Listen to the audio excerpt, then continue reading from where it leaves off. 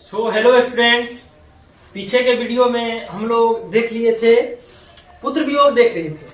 पहला जो पार्ट था पुत्र वियोग का, उसमें हम लोग पुत्र वियोग चैप्टर को स्टार्ट किए हुए थे। ये पुत्र वियोग का पार्ट 2 होगा और आज ही हम सुबह में मॉर्निंग शिफ्ट में पुत्र वियोग का पहला पार्ट पढ़ा है, जिसमें कि 1 श्लोक 2 श्लोक 3 श्लोक तक पढ़ा दिए थे। आज चौथा श्लोक से स्टार्ट करेंगे। 1 मिनट। तो पीछे 3 श्लोक देखे हुए थे, अभी से चौथा श्लोक के आसपास से देखना प्रारंभ करेंगे। 3 श्लोक में पहला था, आज दिशाएं भी हंसती है, उल्लास विश्व पर, थोड़ा सा हम रीड कर देते हैं। विश्व पर छाया है, मेरा खोया हुआ खिलौना अब तक मेरे पास न आया है। इसमें हम आपको बताए हुए थे कि सुभद्रा कुमारी चौहान जी कहती है कि आज विश्व में चारों साइड हंसी का माहौल बना हुआ है। सभी लोग अपने अपने खुशियों को जाहिर कर रहे हैं, सभी लोग हंस रहे हैं, चारों तरफ खुशियों का माहौल है। लेकिन मेरा खोया हुआ खिलौना यहाँ पर सुभद्रा कुमारी चौहान जी आपको बताए थे किसको कहा गया है। तो खिलौना सुभद्रा कुमारी चौहान के जो पुत्र हैं, जो पुत्र मर चुके हैं, उसी पुत्र को खिलौना कहा गया है। यहाँ पर खिलौना शब्द का जो प्रयोग किया गया है, ये खिलौना शब्द का प्रयोग किसके लिए किया गया है? पुत्र के लिए किया गया है। ये ऑब्जेक्टिव बनता है 12th बोर्ड में कि खिलौना शब्द का प्रयोग किसके लिए किया गया है। तो खिलौना शब्द का प्रयोग किसके लिए किया गया है? सुभद्रा कुमारी चौहान जो पुत्र वियोग लिखे उसमें पुत्र के लिए खिलौना का प्रयोग किया गया है। तो उसका वही कहना है कि मेरा जो पुत्र खो गया हुआ पुत्र अभी तक वापस नहीं आया है। दूसरा में क्या था? शीत न लग जाए इस भाई से, नहीं कोच से जिसे उतारा, छोड़ काम दौड़ा कर आई मां का इस समय पुकारा। ये सब चीज हम पढ़ा दिया अच्छे से। जिस स्टूडेंट को दिक्कत हो, इसका पार्ट 1 जाके देखे, जिसमें हम मेंशन किए हुए क्या नाम है इसका, पुत्र वियोग क्लास 12, उसको जाके देखे। ये पार्ट 2 होगा, वो पार्ट 1 था, ये पार्ट 2 होगा। पार्ट 1 में अच्छे से ये शुरू का 3 श्लोक अच्छे से बताया गया है। तो शीत न लग जाए मतलब कि सुभद्रा कुमारी चौहान जी कहते हैं कि मेरे पुत्र को शीत न लग जाए, इस डर से मैंने उसे कभी गोद से नहीं उतारा। और जब मेरा पुत्र कभी भी काम छोड़ दौड़ कर आई मां कहकर जिस समय पुकारा, और मेरा पुत्र जब मुझे मां कहकर पुकारता था तो मैं उस समय सभी कार्यों को छोड़कर अपने पुत्र के पास आ जाया करती थी। ये सुभद्रा कुमारी चौहान जी ने अपने दूसरे श्लोक में कहा है। फिर तीसरा था, थपकी दे दे जिसे सुलाया, जिसके लिए लोरियां गाई, जिसके मुख पर गरम मरीता, देख आंखों में रात बिताई। कहने का मतलब देखिए, इसमें आपको बताए थे, यही श्लोक बताए थे। थपकी दे दे जिसे सुलाया, कहने का मतलब सुभद्रा कुमारी चौहान जी कहते हैं जब मेरा बेटा रात को नहीं सोता था तो मैं क्या करती थी, उसको थपकी देकर सुलाया करता था। मैं क्या करता था?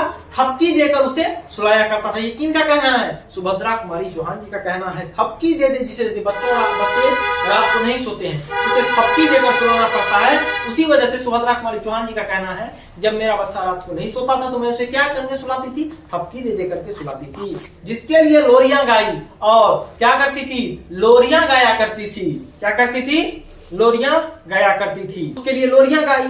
फिर मतलब कि जब बच्चा नहीं सोता है तो रात को लोरियां गाती है महिलाएं, और फिर उसको थपकी देती है। यही बोला जा रहा है, थपकी दे दे जिसे सुलाया, जिसके लिए लोरियां गाई, जिसके मुख पर जरा मलिनता, देख आंख में रात बिताई। और जब अपने बेटे के मुख पर मलिनता, जैसे भर दिन बच्चा खेला, भर दिन बच्चा जब छोटा रहता है, स्कूल जाता है, कहीं जाता है, आंगनबाड़ी जाता है, बच्चा खेलता है भर दिन खेलने की वजह से बच्चा थक जाता है, और जब रात में सोने के लिए आता है बच्चा तो उसका मलिनता, कहने का मतलब यहाँ पे देखिए, ध्यान समझिए, इसके मुख पर जरा मलिनता देखकर हल्का सा, देख आंख में रात, मतलब कहने का मतलब हल्का सा, जब उसका बेटा, मतलब कि कहने का मतलब कि हल्का सा, जैसे कि ना होता है बच्चा थोड़ा घबरा जाता है, थका हुआ रहता है फूल, तो सो जाता है एकदम ऐसे करके। उसी तरीके से जब सुभद्रा कुमारी चौहान जी अपने बेटे के मुंह पर थोड़ा मलिनता देखती थी तो रात अपना बेटे के मुंह को देखकर, जैसे कहते हैं ना अपने बेटे के मुंह को देखकर रात बिताता है लोग, उसी तरीके से अपने बेटे के मुंह को देखकर रात बिताया करती थी। कौन? तो सुभद्रा कुमारी चौहान जी। चलिए इससे नेक्स्ट चौथे पंक्ति पर चलते हैं।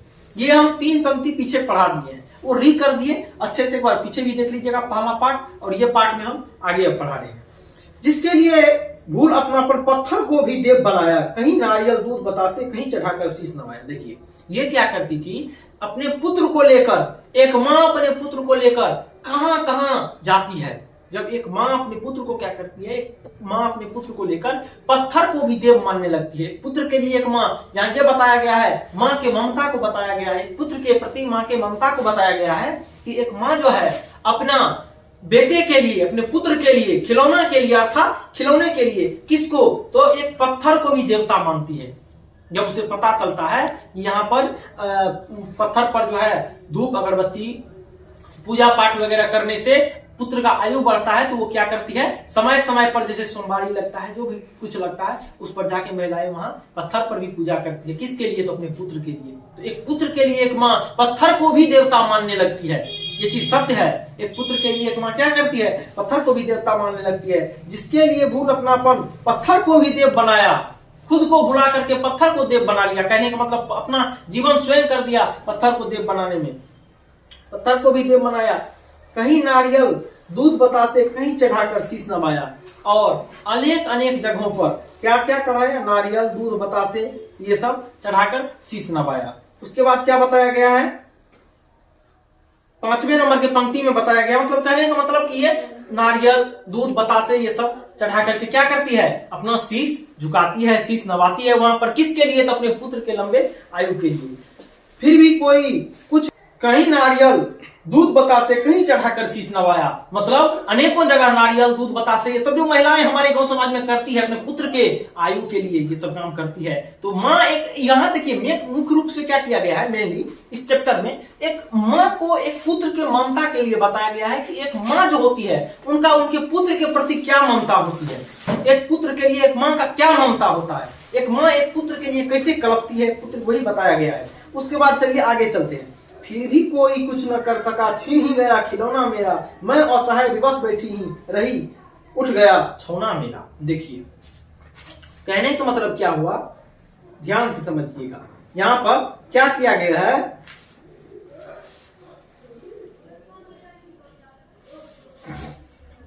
यहां बताया गया है फिर भी कोई कुछ न कर सका। देखिए छीन ही गया खिलौना मेरा। देखिए अब होता क्या है, जब एक माँ अपने पुत्र के लिए बहुत रन मन भटकती है, कहने का मतलब बहुत जगह भटकती है। पत्थर को भी पिछले पंक्ति में बताया गया है, एक माँ पत्थर को भी देवता मानने लगती है। किसके लिए? अपने पुत्र के लिए। और जब एक माँ पत्थर को भी पुत्र के लिए देवता मानने लगती है और फिर भी अगर उनका पुत्र उससे छीन लिया जाता है, मतलब उसका खिलौना उससे छीन लिया जाता है, तो उस स्थिति में वह कितने असहाय बेबस हो जाती है। इसी चीज को बताया गया है, फिर भी कोई कुछ न कर सका। मतलब इतना जब हम, माँ कहती है कि इतना जब हम अपनापन को भुला के पत्थर को देवता माने, पत्थर को देवता माने, उसके बाद कहीं नारियल दूध बतासे कहीं चढ़ाकर शीश नवाया, और नारियल दूध बतासे क्या न क्या की, कितना न खर्च की अपने पुत्र के लिए, देव पत्थर को भी देवता मानने लगी। लेकिन फिर भी कोई कुछ न कर सका, छीन ही गया खिलौना मेरा। लेकिन फिर भी जो है कोई कुछ नहीं कर सका। मेरा अंत में क्या हुआ,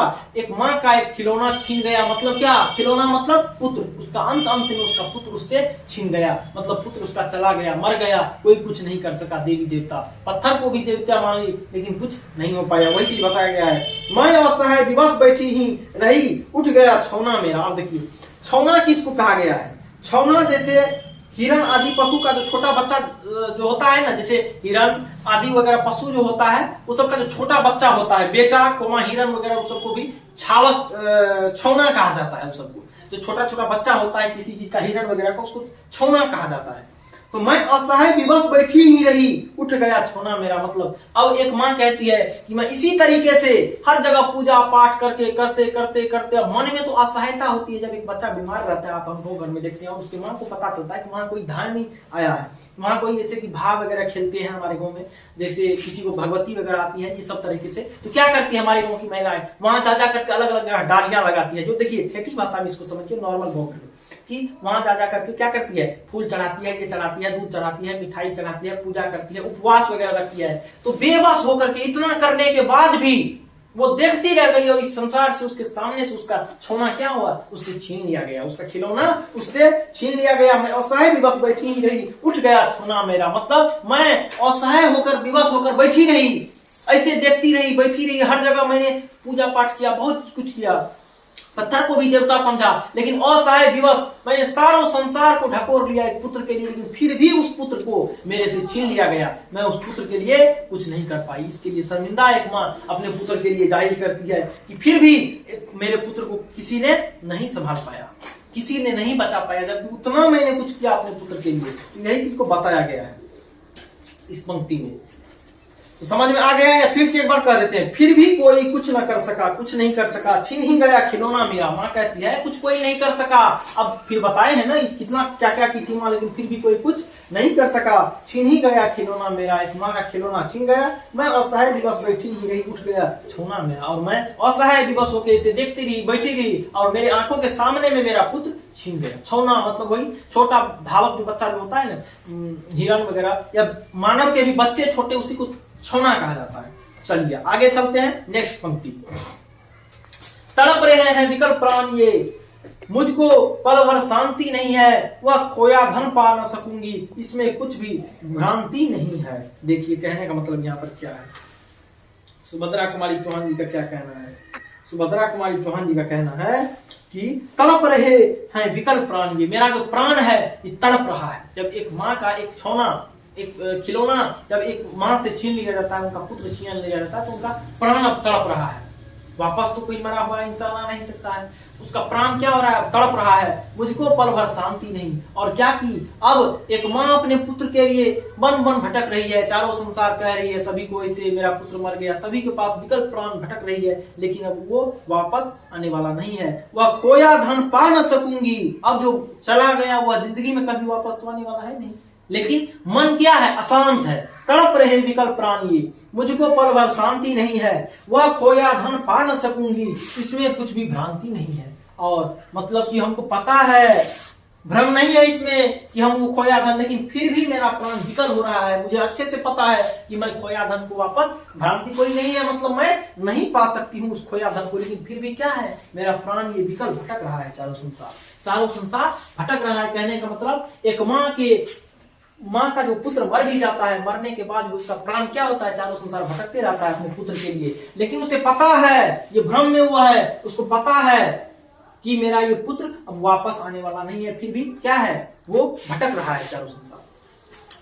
फिर भी रोता ही, नेक्स्ट पंक्ति, फिर भी रोता ही रहता है, नहीं मानता है मन मेरा, बड़ा जटिल नीरस लगता है, सुना सुना जीवन मेरा। लेकिन इतना मालूम होने के बाद भी, अब जब एक माँ का एक पुत्र मर जाता है तो सब चीज उसको पता है कि वो वापस अब नहीं आ सकता है। उसका जो खिलौना है सुभद्रा कुमारी चौहान जी का, वो वापस नहीं आ सकता है, ये उसे अच्छे से पता है। इसमें नेक्स्ट ऊपर वाले पंक्ति जो है, पीछे वाला पंक्ति, इसमें कुछ भी भ्रांति नहीं, तो कोई भ्रम नहीं है। किसमें? तो वह खोया धन न पा सकूंगी, इसमें कुछ भी भ्रांति नहीं, मतलब कि इसमें कोई भ्रम नहीं है कि हम ये खोया धन नहीं पा सकूंगी, इसमें हम भ्रम में है। मतलब कोई ऐसा भ्रम नहीं है कि हमको पता है कि ये चीज हम नहीं प्राप्त कर सकते, लेकिन फिर भी क्या हो रहा है? तड़प रहा है आदमी को, फिर भी रोता ही रहता है, नहीं मानता है मन मेरा। सुभद्रा कुमारी चौहान जी कहते हैं फिर भी ये चीज माँ एक पुत्र के लिए ये बातों को जानकर समझकर भी वो तड़पती रहती है, उसका मन कभी भी नहीं मानता है। बड़ा जटिल नीरस लगता है, सुना सुना जीवन मेरा। और जब एक पुत्र माँ के लिए मर जाता है तब उस माँ का क्या होता है? जीवन निराश लगता है, सुना सुना जीवन मेरा नीरस लगता है। कहने का मतलब उदास सा लगते रहता है, हमेशा कुछ अच्छा नहीं लगता है, न खाना न पीना, कुछ नहीं। तो वही कहा गया है। यह पंक्ति नॉर्मल है, नॉर्मल समझे तो सोच लेंगे। चलिए नेक्स्ट पे चलते हैं। यह लगता है एक बार यदि पल भर को उसको पास जाती, अगर डाउट हो तो पूछना है। वह लगता है एक बार यदि पल भर को उसको पा जाती, जी से लगा प्यार से सहला सहला उसको समझाती। देखिए इसका क्या कहना है। अब ये मान रहे हैं, ये एक चीज कह रहे हैं कि अब मुझे लगता है, एक मिनट, लेकिन फिर माँ क्या कहती है कि अगर ये बेटा मेरा एक बार हमसे मिल जाता, ऐसा कल्पना करती कि अगर मेरा बेटा एक बार मुझसे मिल जाता, पल भर को उसको पा जाती, एक पल के लिए अगर वो हमको मिल जाता, जी से लगा प्यार से सहला सहला उसको समझाती। तो अब इनका कहना है कि एक पुत्र, अगर मेरा पुत्र अब मुझे मिल जाता, एक माँ कहती है कि अगर पल भर के लिए मेरा पुत्र मिल जाता, ये चीज एक माँ को पता है कि उसका जो मर गया बेटा वो वापस आने वाला नहीं है, लेकिन फिर भी वो एक साझा करती है कि अगर मेरा पुत्र एक पल के लिए मुझे मिल जाता तो मैं क्या करती, उसे एकदम अच्छे से हर चीज को समझाती कि एक माँ का तड़प अपने पुत्र के लिए क्या होता है। यही सुभद्रा कुमारी चौहान जी का कहना है कि अगर मेरा पुत्र 1 मिनट के लिए, पल के लिए, सेकंड के लिए मुझे मिल जाती तो मैं क्या करता, उसे अच्छे से हर चीजों को समझाता, अच्छे से उसे बताता कि एक माँ एक पुत्र के लिए कितनी तड़प रखती है। एक माँ एक अपने से भी ज्यादा पत्थरों को मानने लगती है, पूजा करने लगती है, किसके लिए, पुत्र के लिए। यही उनका कहना है कि अगर एक बार मिल जाती तो मैं उसे रोक लेता, फिर जाने वापस नहीं देता। इस तरीका से इसमें बताया गया, एक बार अगर वो मिल जाते बच्चे मुझे तो मैं उसे जाने नहीं देता। मेरे भैया मेरे बेटे अब माँ को यूं छोड़ न जाना, बड़ा कठिन है बेटा खोकर माँ को अपना मन समझाना। सुभद्रा कुमारी चौहान जी और बेबस होते हुए इस संसार के सामने कविता के माध्यम से जाहिर कर रही है कि मेरे भैया मेरे बेटे अब माँ को यूं छोड़ न जाना। अपने पुत्र को कह रही है कि अब मुझे इस संसार में छोड़कर मत जाना, बड़ा कठिन है बेटा खोकर माँ को अपना मन समझाना। और इनका कहना है कि जब एक पुत्र मर जाता है, तो पहले ही बता दिए कि सबसे छोटा चीज है कि पुत्र जब मर जाता है एक माँ का, तो क्या कैसे उस माँ के लिए मन को समझाना कठिन होता है, बड़ा कठिन है बेटा खोकर माँ को अपना मन समझाना। जब एक पुत्र मर जाता है तो माँ किस तरीके से बेकल हो जाती है, इधर उधर दुनिया में दर भर भटकने लगती है, यहाँ तक कि बहुत पागल भी हो जाती है। तो आपको पता है, भाई बहन भूल सकते हैं पिता भले ही, यहाँ से व्याख्या पूछा गया है, भाई बहन भूल सकते हैं पिता भले ही तुम्हें भुलावे, किंतु रात दिन की साथी माँ कैसे अपना मन समझावे। देखिए यहाँ क्या कह रही है, कितने अच्छे पंक्ति है सुभद्रा कुमारी चौहान जी। क्या करें, क्या करें इधर, क्या करें, भाई बहन भूल सकते हैं पिता भले ही तुम्हें भुलावे। भाई बहन क्या हो सकती है, भाई बहन एक भाई को भूल सकता है, एक बहन को भूल सकती, एक बहन एक भाई को भूल सकती है, एक भाई को भूल सकता है। भाई बहन भूल सकते हैं मतलब भाई को भूल सकता है, बहन भाई को भूल सकता है, पिता भले ही तुम्हें भुलावे, पिता तक अपने पुत्र को भूल सकता है। सुभद्रा कुमारी चौहान जी यहाँ व्याख्या करते हुए कह रही है कि भाई बहन भूल सकते हैं, एक भाई अपने भाई को भूल सकती है, एक बहन अपने भाई को भूल सकती है, पिता भले ही तुम्हें भुलावे मतलब पिता आपको भुला सकते हैं, किंतु रात दिन की साथिन माँ, रात दिन की साथिन माँ, यहाँ कहने का मतलब हुआ कि ये जो माँ है, ये जो किंतु रात दिन की साथी माँ, ये माँ जो है एक माँ रात दिन की साथी माँ कैसे अपना मन समझावे, अपना मन कैसे समझा सकती है। कहने का मतलब ये अंतिम चैप्टर यहाँ एंड हो गया, ये सभी कविताएं की पंक्ति खत्म हो गई।